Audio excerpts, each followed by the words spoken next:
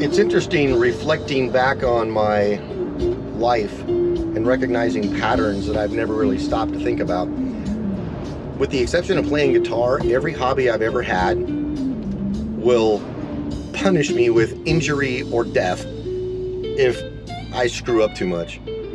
Class 4 or 5 whitewater rafting, skydiving, downhill skiing, motocross, street bikes, all that kind of stuff.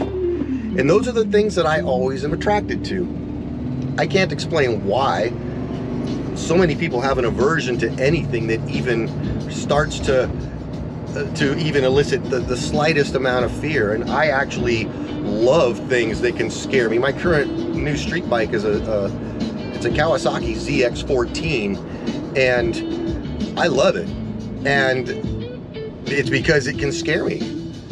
If you're not scared of that bike, you're an idiot and you're gonna die.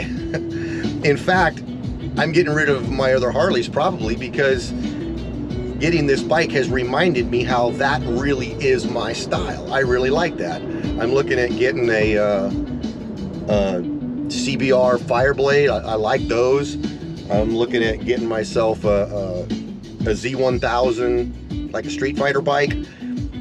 I like those, and that's the kind of riding I like to do. Now, there are things that come with that.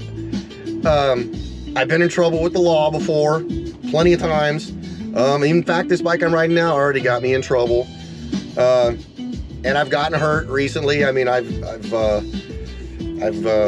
dislocated a shoulder. I've been in bed for days on end because of getting hurt on motocross bikes. There's nothing that's gonna make me stop riding unless something happens that makes it where I can't continue to ride. But the fear factor is the thing that makes it so appealing. I'm not gonna get excited about crocheting. There's nothing there for me. And, it's very similar to